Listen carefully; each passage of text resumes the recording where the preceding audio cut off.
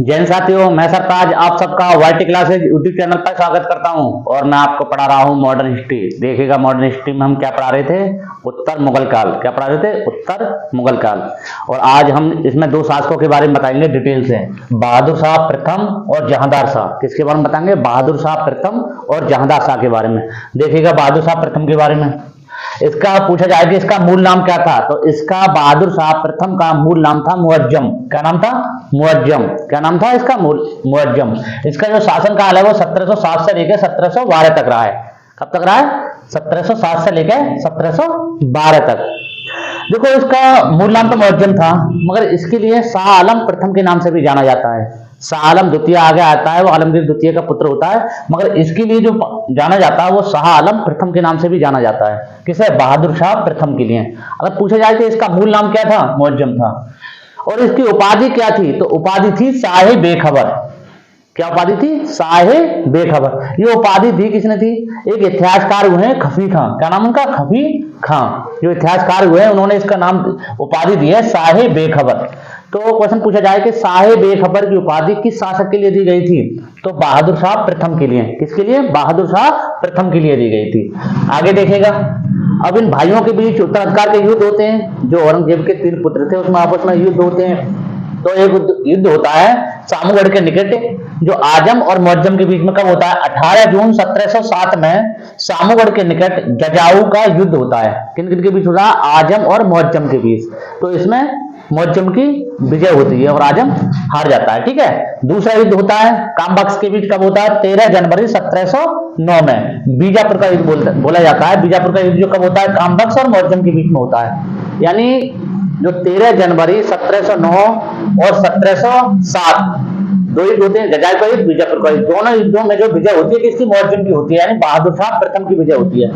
आगे देखिएगा, संभाजी का पुत्र जो था, जो इनकी मुगलों की कैद में था 1689 से, उसे 1707 में आजाद कर दिया जाता है। कब आजाद कर दिया जाता है? 1707 ईस्वी में। ठीक है, कैद से मुक्त कर दिया जाता है। और जो जजिया कर लगा रखा था औरंगजेब ने, उसे भी समाप्त कर दिया जाता है। जजिया कर को समाप्त कर दिया जाता है। किस शासक के द्वारा? बहादुर शाह प्रथम के द्वारा, जो औरंगजेब ने लगाया था दोबारा से। ठीक है। और इसका जो मोस्ट कॉन्सेप्ट यहां से बनता है कि डच प्रतिनिधि कौन आया था, यानी जो डच आया था, कौन आया था? क्या नाम था उसका? Joshua Ketelaar. जोशुआ केटलर कब आया था? 1711 ईस्वी में। 1711 ईस्वी में। इतिहासकार सिडनी ओवन ने क्या कहा है कि अगर कुछ अच्छा कहा जाए तो ये मुगल अंतिम शासक था जिसके बारे में कुछ अच्छे शब्द कहे जा सकते हैं। तो क्वेश्चन बन जाए कि किस इतिहासकार ने कहा है कि ये अंतिम मुगल शासक था। मतलब अंतिम मुगल शासक तो बहादुर शाह द्वितीय होता है, वो नहीं, इसके बारे में मतलब बोला है बहादुर शाह प्रथम के बारे में कि कुछ अच्छे शब्द कहे जा सकते हैं। किसके बारे में?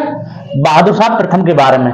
एक मुगल शासक है जिसके बारे में कुछ अच्छे शब्द कहे जा सकते हैं। तो इतिहासकार है सिडनी ओवन ने कहा था इसके बारे में। किसने कहा था? इतिहासकार सिडनी ओवन ने कहा था कि कुछ अच्छे शब्द अगर कहे जा सकते हैं तो वो एक ही शासक है। कौन? बहादुर शाह प्रथम, जिसके बारे में कुछ अच्छे शब्द कहे जा सकते हैं। तो क्वेश्चन यहां से बन सकता है। ठीक है, अब देखो रिकॉल कर लो एक बार। उपाधि क्या है इसकी? शाह बेखबर। किसने दी थी? खफी खान ने दी थी। इसका मूल नाम मुअज्जम है, इसे शाह आलम प्रथम भी कहते हैं। आगे देखिएगा, जहांदार शाह। जहांदार शाह यानी जो बहादुर शाह प्रथम है, इसके 4 पुत्र होते हैं। क्या पुत्र होते हैं? 4। तो इसका जो बड़ा पुत्र होता है जहांदार शाह, ये शासक बनता है। कब? इसकी मृत्यु के बाद। अब इसकी मृत्यु हो जाने के बाद इन चारों भाइयों में उत्तराधिकार का युद्ध चलता है और इसकी डेड बॉडी 1 महीने तक रखी रहती है। उसके बारे में देखो, इसमें मैंने बताऊंगा डिटेल से।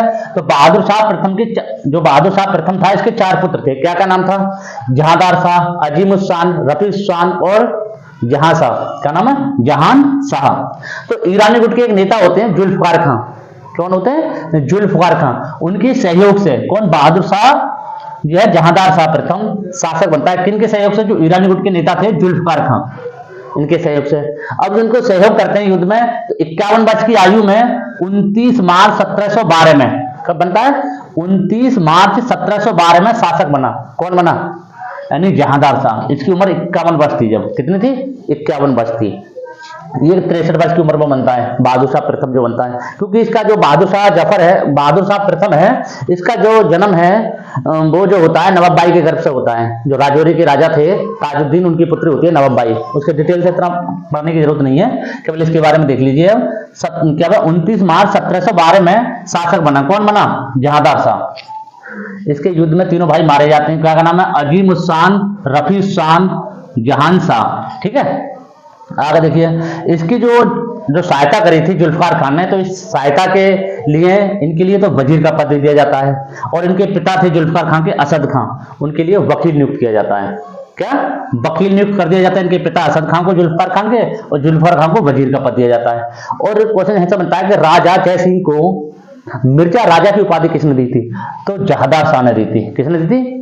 जहांदार शाह। आगे बनेगा जो फारूक शेर के बारे में बताऊंगा, जब बताऊंगा कि जय सिंह को जो उन्होंने सवाई की उपाधि दी है, तो इन्होंने दी है मिर्जा राजा की। मिर्जा राजा की किसने दी है? जहांदार शाह ने। किसने दी है? जहांदार शाह ने। अब जहांदार शाह पे जो इसका प्रभाव था, इसकी एक प्रेमिका थी लाल कुबरी, जो वैश्या थी लाल कुबरी नाम से, तो उसका प्रभाव सबसे ज्यादा था। तो ये कमजोर शासक था। कौन? जहांदार शाह एक कमजोर शासक था, और ये शासन पर ज्यादा ध्यान न देकर, तो इसीलिए इसे क्या कहा जाता है? लंपट मूर्ख की संज्ञा दी जाती है इसे। किसे? क्वेश्चन पूछा जाता है कि लंपट मूर्ख की संज्ञा किसे दी जाती है? तो जहांदार शाह के लिए दी जाती है। किसे दी जाती है? जहांदार शाह के लिए दी जाती है। ठीक है, इसका स्क्रीनशॉट ले लीजिए, बिल्कुल डिटेल्स है। आगे फारूक शेर के बारे में, रफीक दर्जात, उनके बारे में सब कुछ बताएंगे। रफीक दौला, रफीक दर्जात, मोहम्मद शाह, उनके सब पूरा डिटेल से बताएंगे, ऐसे इनके दोनों के बारे में बताया। ठीक है, इतना ही।